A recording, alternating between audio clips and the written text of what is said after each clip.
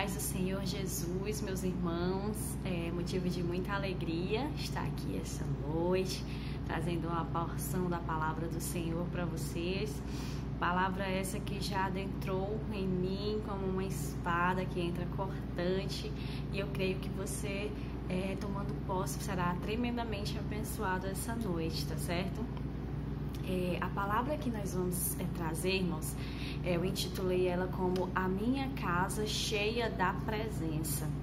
E queria convidar você para abrir a sua Bíblia no segundo livro de Samuel, 2 Samuel, capítulo 6, verso 10 e o verso 11, que diz assim: Não quis Davi retirar para junto de si a arca do Senhor para a cidade de Davi, mas a fez levar à casa de Obed-edom, o geteu. Ficou a arca do Senhor em casa de Obed-edom, o geteu, 3 meses, e o Senhor o abençoou e a toda a sua casa. Amados irmãos, eu confesso que ao ler essa passagem bíblica me bateu uma interrogação. Quem é Obed-edom? Quem é esse homem? Homem que teve o privilégio de ter a Arca da Aliança na sua casa. E, irmãos, e naquela época a Arca da Aliança representava a presença de Deus. Então, quem era esse homem? Porque esta arca passou lá 3 meses? Porque esta arca trouxe para dentro da casa dele a bênção? Porque ela passou a abençoar a sua vida e a vida da sua família. E a gente vai lá para o primeiro livro de Crônicas. Queria que você abrisse a sua Bíblia. 1 Crônicas, capítulo 15, verso 2. Vai nos dar uma dica de por que essa arca foi para lá. Diz assim: Então disse Davi: Ninguém pode levar a arca de Deus, senão os levitas, porque o Senhor os elegeu para levarem a arca de Deus e o servirem para sempre. Ou seja, Obed-edom, irmãos, era levita. A palavra do Senhor vai dizer que o Senhor havia os escolhido para o servirem para sempre. Então, eles tinham um serviço, eles tinham um tratado com Deus, eles tinham algo a dar para Deus. E isso vai nos dar uma dica de como trazer essa presença para dentro da nossa casa. Você quer? Eu quero, eu preciso. Nós precisamos ter a presença de Deus dentro da nossa casa, principalmente mais do que nunca nesse tempo que estamos vivendo. E aí eu queria pedir que você mantivesse a sua Bíblia aberta nesse mesmo capítulo 15, onde nós vamos encontrar 3 componentes para que a presença do Senhor venha estar abundante dentro da nossa casa. 3 componentes que eu e você precisamos urgentemente tê-los aqui, para que essa presença venha a ser abundante, para que essa casa venha a ser cheia da presença do Senhor. Capítulo 15, verso 12, vai dizer assim: E disse-lhe: Vós sois os cabeças das famílias dos levitas, santificai-vos, vós e vossos irmãos, para que façais subir a arca do Senhor, Deus de Israel, ao lugar que lhe preparei. Tá aí, irmãos, o primeiro componente: santificação. Primeiro componente. Uma casa, para ser cheia da presença de Deus, tem que haver santificação. Uma casa, para ser cheia da presença de Deus, tem que haver a busca pelo certo de Deus, tem que haver a busca pelos princípios de Deus, tem que haver a renúncia pelas coisas de Deus. Muitas vezes a gente entende isso e a gente ouve afora: ah, mas só quer ser santo.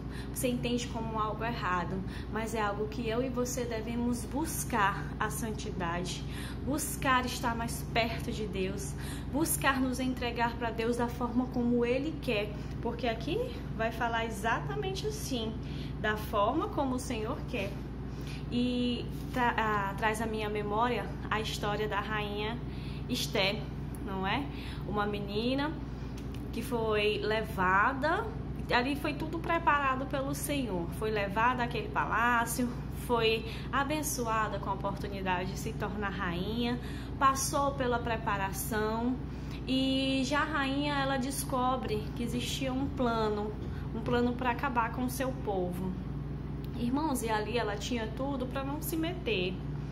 Ela tinha tudo para ficar na dela, até porque ela já estava em uma situação confortável, não iria atingir a vida dela. Só que Esther tem uma atitude fantástica, ela chama o povo para se santificar. E nós vemos, irmãos, que quando a gente busca a santificação, o Senhor se revela. O Senhor se revela. E o que é que vai acontecer no desfecho da história? Esther tem a brilhante ideia de armar uma estratégia. Esther executa a estratégia que ela planejou e o seu povo tem a vitória. O seu povo tem a vitória. Ou seja, ela chamou o povo para orar e para jejuar. Ela unificou o seu povo. E era isso que eu queria que você entendesse essa noite. Você precisa, dentro da sua casa, de santificação. Você precisa, dentro da sua casa, chamar esse povo para orar juntos. Chamar esse povo para jejuar juntos. Chamar esse povo para responsabilidade. Não jogue a responsabilidade para ninguém. Se o Senhor está falando contigo nesse momento, é porque é para você a responsabilidade. Nós vemos muitas casas, irmãos, onde não há essa reverência, essa busca pela santificação. Muitas casas de cristãos mesmo. E às vezes nessas casas de promessa, casas que Deus tem bênção, casa que Deus tem promessas, casas que Deus tem palavra, existem algumas pendências, porque falta eu e falta você entendermos que a busca da santificação deve ser algo real dentro da nossa casa. E eu lembro-me da história de Abraão, Sara e Agar, uma casa que tinha uma promessa, uma casa que eles metem os pés pelas mãos e Deus usa de misericórdia. E a palavra do Senhor vai dizer que na festa de desmame de Isaac, Sara vê o filho de Agar caçoando, né? Aqui no Piauí a gente chama de caçar a conversa, caçoando do filho dela. Irmãos, e criança é assim. Criança não pode ver outra que briga, que implica, que mexe. E Sara agora vai usar naquele momento para colocar algo para fora que ela estava pendente, há muitos anos com Agar. Ela vai usar de um momento nada a ver para tentar soltar algo que estava guardado no coração dela, algo que ela não engolia há muito tempo. E a gente vai ver que agora Agar e o filho vão ser postos para fora. Irmãos, isso era uma pendência. Casa para ser cheia da presença do Senhor, não deve haver pendência. O Senhor nos tirou das nossas rotinas, o Senhor nos tirou da nossa vida corrida, o Senhor nos tirou do que antes era prioridade na nossa vida e nos trouxe de volta para dentro de casa, para que a gente possa consertar algumas coisas, para que a gente possa reaver alguns valores perdidos no meio da caminhada e, acredito eu, para que a gente também possa adquirir novos valores. Irmãos, dentro da nossa casa precisa haver santificação. E assim como a rainha Esther juntou o povo, eu queria te convidar a juntar o teu povo. Como está a santificação na sua casa? Como é que estão as relações dentro da sua casa? Com os seus filhos, com os seus pais? A gente sabe que a quarentena veio e jogou a gente assim, bum, dentro de casa. E a princípio foi muito difícil, né? A gente aprender a conviver com todo mundo 24 horas. A gente aprender a lidar com criança gritando 24 horas, porque antes você trabalhava e você tinha um momento que a criança ia para a escola. Mas eu tenho certeza que o Senhor permitiu isso para a bênção na nossa vida. A palavra do Senhor, ela é fiel, irmãos, e não há nada que venha para que a gente não possa suportar. Então talvez você esteja dentro de casa e eu esteja te falando isso, que a sua casa precisa ser cheia da presença do Senhor, e você pergunte, mas como? Tá tão difícil aqui, é tão difícil conviver, é tão difícil se entender, é tão difícil falar dentro dessa casa, é tão difícil ser ouvido dentro dessa casa. Mas eu quero te falar uma coisa, existem coisas que você precisa fazer para que essa casa venha ser cheia da presença. Você precisa fazer, e a primeira delas é santificação. Sabe, irmãs, santificação. Chama todo mundo para orar, chama todo mundo para jejuar, chama todo mundo para ver o agir de Deus, porque Ele vai agir, Ele vai agir. Glória a Deus por isso. E o segundo componente se encontra no verso 13, que diz assim: pois visto que não a levastes na primeira vez, o Senhor nosso Deus irrompeu contra nós, porque então não o buscamos segundo nos fora ordenado. Essa segunda palavra vai falar pra gente acerca de busca. Segundo componente, deve haver busca dentro da sua casa.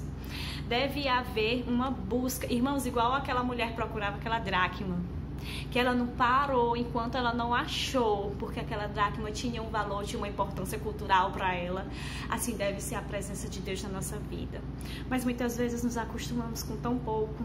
Nos acostumamos com uma pequena porção da presença no culto, nos acostumamos com uma pequena porção da presença no congresso, nos acostumamos com uma pequena porção em um determinado momento da nossa vida, quando nós devemos anelar essa busca.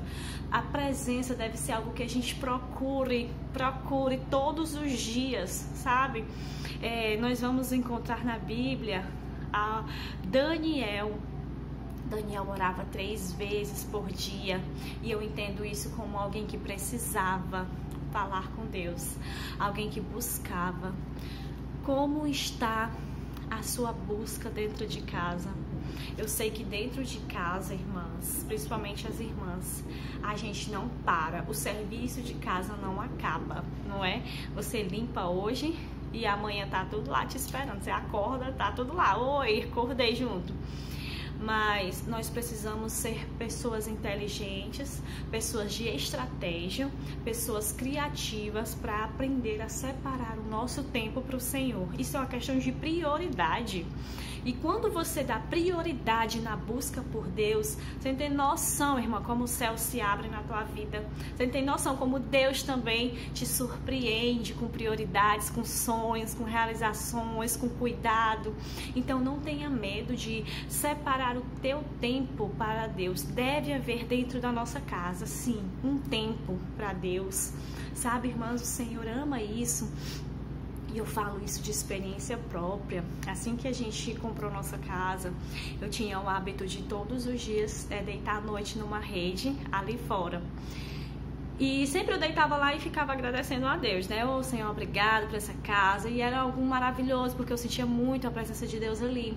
Mas devido aos anos, à correria, comecei a perder o hábito de ficar naquele mesmo lugar e fazer a mesma oração. E no início dessa quarentena, me lembrei, vou botar a rede e vou deitar ali. Irmãos, e foi algo assim sobrenatural. Quando eu coloquei a rede, que eu tava com o celular, que eu deitei na rede, o Espírito Santo falou assim pra mim: que saudade de você aqui. Nossa, eu me senti assim constrangida. Sabe aquele amor que te constrange? Aquele amor que te cobra, mas porque te ama, porque te quer, que te constrange, que você fica. E eu fiquei: Senhor, por onde eu andei enquanto o Senhor aqui me esperava? Por onde eu andei? O que eu dei como prioridade? O que foi que meu Deus? E ali eu chorei muito, e ali o Senhor acalmou muito meu coração, e foi um momento fantástico. Irmãos, eu vivi uma experiência sobrenatural, que enquanto eu balançava naquela rede, adorando e orando, eu sentia o próprio Deus na minha frente, e o vento do meu cabelo, ele balançava, sabe? E eu nem tava mais balançando a rede, eu só tava orando e chorando. Então eu aprendi e pude ver na prática que a verdade daquele versículo que diz: buscar-me-eis e me achareis quando me buscardes de todo o vosso coração. Meu amado irmão, minha amada irmã, separa o teu momento com Deus na tua casa. Busca Deus na tua casa, sabe? Enche a tua casa da glória de Deus. Que não seja uma casa que você não queira retornar, mas que seja uma casa que você tenha prazer em ficar. Uma casa que você não queira nem sair de tão gostosa que é. É muito triste quando a gente vê, eu acho muito triste, quando a gente vê irmãos e irmãs que passam o dia na rua fazendo a obra. Tudo bem, tá fazendo a obra, passa montes e montes, vigílias e vigílias, culto, não sei o que, irmãos, e não para na sua casa. A sua casa é, gente, a nossa casa tem que ser um pedaço do céu. Não adianta você passar a semana inteira fora e no momento que você tá em casa, essa casa tá um inferno. essa casa tá um inferno. Você busca Deus fora, você vai para as igrejas, você vai para monte, você vai para vigília, você vai para congresso, você vai para tudo. E quando você chega na tua casa, ela é um lugar repugnante. Não compensa. A nossa casa, assim como a casa de Obed-Edom, foi cheia da presença de Deus. E essa casa foi abençoada. Então, meu amado irmão, quero te falar essa noite, busca assim como a gente busca, deve até ser uma busca maior, né? Muitas vezes buscamos sonhos materiais, muitas vezes buscamos alguém, um cônjuge. Então, busque a presença do Senhor como algo que é o máximo na tua vida, porque eu te falo uma coisa, quando tudo te faltar, a única coisa que vai te restar, que vai estar contigo, é a presença. Essa crise veio e tirou muita gente da sua zona de conforto, tirou pessoas, tirou amizades, tirou bens, tirou empresas, mas o que segurou, o que vai segurar muitos de nós é a presença, é o que temos aqui dentro, sabe? Quando todas as portas aqui fora se fecharem, a porta da presença deve estar aberta dentro de nós. Glória a Deus e aleluia por isso. Então busca a presença do Senhor como você busca algo de mais importante na tua vida, porque é a presença de quem te ama, é a presença de quem cuida de você, é a presença de quem não te abandona, é a presença de quem te traz a provisão de onde você menos espera, é a presença que te cura, que te restaura, que te salva, é a presença que te sustenta, que te molda. Isso é o que vale a pena nessa vida, é você ter a presença, e essa presença dentro de nós e dentro da nossa casa, que seja uma casa onde você tenha prazer em ficar, que seja uma casa onde você tenha prazer e saber que você vai sentir Deus nela, que alguém vai entrar e vai sentir Deus nela. E isso depende de mim, de você. Isso não depende do marido, do filho, isso não depende do outro, isso depende de mim. Isso é uma questão de autorresponsabilidade. Buscar ao Senhor, separa o teu momento com o Senhor. Daniel orava 3 vezes por dia. Eu não sei você, mas eu sou muito esquecida. Então o que é que eu faço? Eu coloco no despertador e quando o despertador toca, eu já sei, ei, é hora de orar. Então, te dou essa dica, meu irmão. Coloca no despertador. Vamos orar, vamos falar com o nosso Pai. Como dizer que amamos um Deus que não conhecemos? Como dizer que amamos a um Deus em que não falamos com Ele? Isso não dá nem para ser concebido. Nós precisamos buscar-me-eis e me achareis quando me buscardes de todo o vosso coração. Assim como 2 mais 2 é 4, nós vamos encontrar ao Senhor. Assim como 2 mais 2 é 4, o Senhor vai se revelar a nós quando nós o buscarmos. Talvez você esteja dizendo, irmã Laura, eu nunca mais senti a presença de Deus, eu nunca mais ouvi a voz de Deus, eu nunca mais consegui nem chorar na presença. Então deixa eu te falar, está faltando você buscar, está faltando você entregar o teu coração com sinceridade, está faltando dentro da tua casa você ter prioridade com Deus, momento de prioridade. Irmãos, vai aparecer convite, vai aparecer visita, vai aparecer compromisso, mas ei, a hora que você marcar com o Senhor, ela é com o Senhor, sabe? A hora que você marcar com o Senhor, seja responsável por isso e execute, e você vai ver como Deus vai trabalhar na tua vida, como Deus vai te surpreender, porque Ele é maravilhoso. Terceiro e último tópico, componente aqui, capítulo 15, verso 15. Os filhos dos levitas trouxeram a arca de Deus aos ombros pelas varas que nela estavam, como Moisés tinha ordenado, segundo a palavra do Senhor. Irmãos, aqui eu encontro o terceiro componente, reverência. O Senhor havia deixado um modelo de como se levar essa arca. E lá em 2 Samuel, volta lá comigo, lá onde a gente leu primeiro. 2 Samuel, capítulo 6, verso 6. Vai dizer assim, ó. Quando chegaram à eira de Nacon, estendeu Uzá a mão à arca de Deus e a segurou, porque os bois tropeçaram. Então a ira do Senhor se acendeu contra Uzá, e Deus o feriu ali por essa irreverência, e morreu ali junto à arca de Deus. Aí você vai entender por que ele morreu. Volta bem aí no versículo 3. Puseram a arca de Deus num carro novo e a levaram na casa de Abinadab, que estava no outeiro. e Aiô, filhos de Abinadab, guiavam o carro novo. Irmãos, a ordem era para levar esta arca no ombro.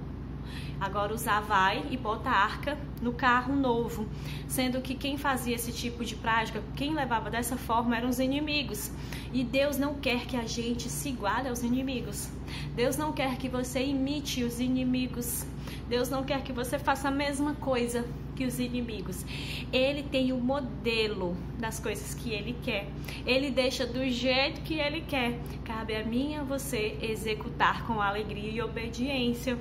E essa arca, lá no livro de Êxodo, Êxodo 25:14, vai dizer assim: meterás os varais nas argolas aos lados da arca, para se levar por meio deles a arca. Esta arca, ela tinha as argolas e os varais que eram para ser levados no ombro. E por isso Uzá morre, porque ele decide levar a arca no carro novo.